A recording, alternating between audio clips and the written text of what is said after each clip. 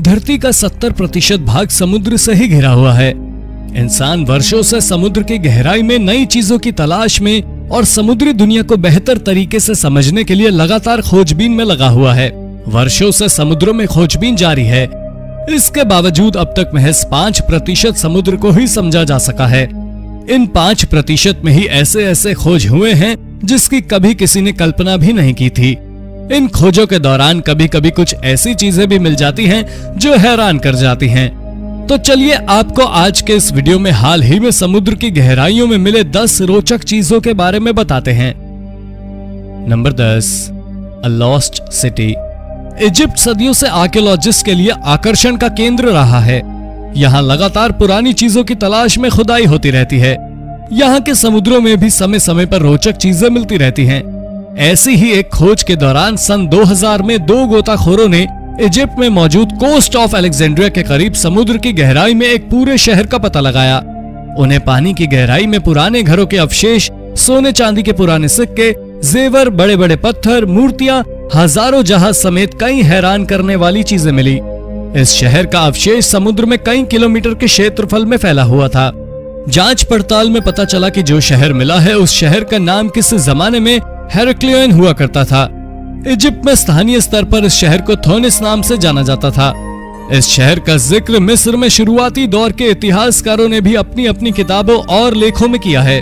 ऐतिहासिक तथ्यों से ये तो पता चल गया कि इस शहर का नाम क्या था, लेकिन काफी खोजबीन के बावजूद ये पता नहीं लगाया जा सका है कि ये पूरा शहर समुद्र में कैसे समा गया। Number 9, giant eyeball.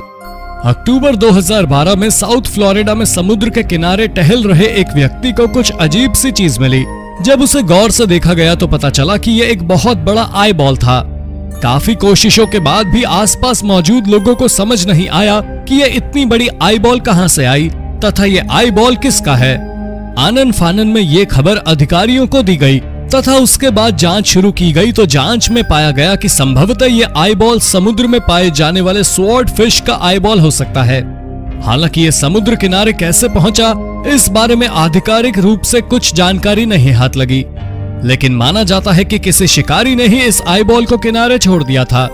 इस तरह का आईबॉल पहले कभी नहीं पाया गया था। नंबर 8, एन अंडर सी रिवर। दुनिया भर में जितनी भी नदियां हैं सभी आखिरकार बहते हुए किसी समुद्र में जाकर मिल जाती हैं। लेकिन क्या कभी आपने ऐसी नदी के बारे में सुना है जो समुद्र में जाकर गिरने की बजाय समुद्र से ही बहती हो?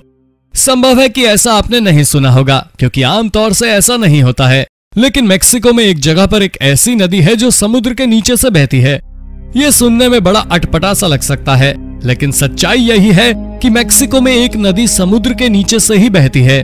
दरअसल समुद्र की गहराई में इस नदी का निर्माण आसपास की प्राकृतिक परिस्थिति तथा यहाँ मौजूद गैसों की वजह से हुआ है। ऊपर से देखने में सब कुछ सामान्य लगता है, लेकिन जैसे ही पानी में लगभग 30 मीटर नीचे आप जाएंगे तो फर्क साफ नजर आने लगेगा। नदी तथा समुद्र के पानियों को एक गैस अलग करती है।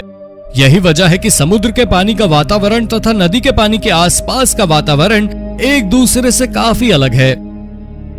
Number 7, giant oarfish. ओरफिश समुद्र में पाए जाने वाले विचित्र जीवों में से एक है। ये एक प्रकार की मछली है जो काफी लंबी होती है। इसका रंग सिल्वर होता है। आमतौर से ओरफिश की लंबाई 15 से 20 फीट तक होती है। हालांकि अमेरिका में एक ओरफिश की लंबाई 23 फीट भी मापी गई है। ये ओरफिश दुनिया भर में कई देशों में पाई जाती है, लेकिन जापान से इसका खास रिश्ता है। ये जापान में काफी अधिक संख्या में पाई जाती है।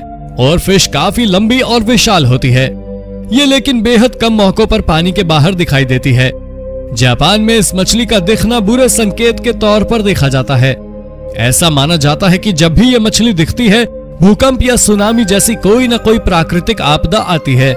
जब जापान में 2011 में भयंकर सुनामी आई थी तथा न्यूक्लियर प्लांट ध्वस्त हुआ था, तब भी कुछ समय पहले समुद्र के किनारे काफी अधिक संख्या में ओरफिश दिखी थी। यही वजह है कि इसका दिखना जापान में काफी अशुभ माना जाता है।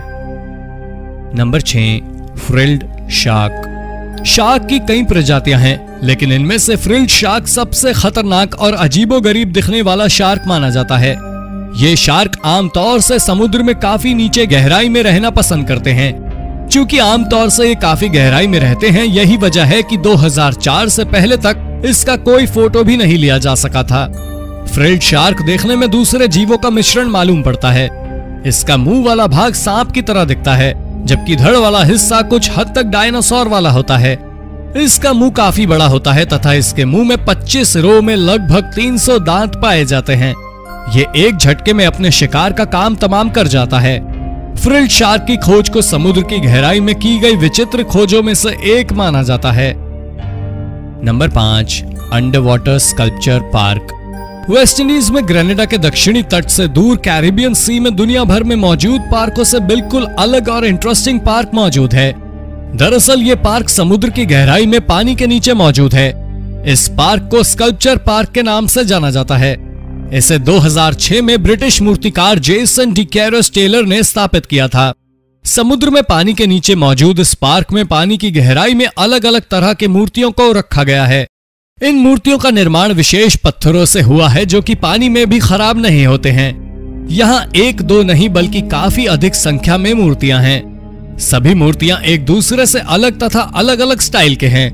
ये जगह अब एक टूरिस्ट प्लेस बन चुका है। लोग इस अनोखे पार्क का मजा लेने नियमित रूप से आते हैं। Number 4, ancient pills. इटली में कुछ साल पहले एक गोताखोर को गहराई में गोता लगाने के दौरान एक छोटा सा डब्बा मिला। डब्बा पूरे तरीके से टाइट पैक था। मुश्किल से इस डब्बे का डायमीटर लगभग 4 सेंटीमीटर था। जब इस डब्बे को खोला गया तो इसमें से दवाइयां निकली। इस डब्बे में जो टैबलेट्स मिली थी वो काफी हद तक आज के दौर में यूज किए जाने वाले टैबलेट के ही तरह था। जब उन टैबलेट्स का एक एनालिसिस किया गया तो उनमें भी कई ऐसे केमिकल और सब्सटेंसेस मिले जिनका आज भी बड़े स्तर पर दवाइयां बनाने में इस्तेमाल किया जाता है। जांच के दौरान पता चला कि ये दवाइयां 130 से 140 बीसी के आसपास की हो सकती हैं। इतनी पुरानी दवा मिलने से एक बात ये भी पता चली कि दवाइयों के इस्तेमाल करने का चालन आज से नहीं बल्कि सैकड़ों सालों से चला आ रहा है। इन दवाइयों का एनालिसिस करने के बाद वैज्ञानिकों ने अंदाजा लगाया कि ये दवा संभवतः आंखों से संबंधित किसी बीमारी के इलाज के लिए बनाया गया होगा। Number 3, Jason Voorhees statue. आमतौर से किसी फिल्म में विलन की बजाय लोग हीरो को ज्यादा पसंद करते हैं, लेकिन कुछ विलन के किरदार ऐसे होते हैं जो हीरो के किरदार पर भी भारी पड़ जाते हैं। फ्राइडे द 13th नाम की अमेरिकी फिल्म में दिखाए गए विलन जेसन वूरहीज का किरदार भी ऐसा है कि लोग इसके दीवाने हैं। अच्छे अच्छे लोगों को यह किरदार डराने की काबिलियत रखता है। इसी विलन से प्रेरित होकर एक व्यक्ति ने इसका एक हूबहू स्टैचू बनाकर अमेरिकी शहर क्रॉसबी माइनसोटा मौजूद क्रिस्टल लेक की सतह पर स्थापित कर दिया। ये स्टैचू 2013 में बनाया गया था। 2014 में इस स्टैचू का एक वीडियो YouTube पर अपलोड किया गया था। Number 2, vampire squid. अगर कहा जाए कि वैम्पायर स्क्विड समुद्र में पाए जाने वाले जीवों में से सबसे अजीब जीव है तो गलत नहीं होगा। इसकी बनावट बेहद अजीबोगरीब है। ये एक ऐसा जीव है जो दिखने में बिल्कुल खून की तरह लाल होता है। ये उन समुद्री जीवों में शामिल है जो समुद्र में काफी गहराई से रहते हैं। इसकी बनावट ऐसी है कि यह बेहद कम ऑक्सीजन मिलने पर भी जिंदा रह सकता है। यही वजह है कि वैम्पायर स्क्विड आमतौर से समुद्र में 1000 से 1200 तक की गहराई में ही कम ऑक्सीजन वाली जगह पर ही रहना पसंद करते हैं।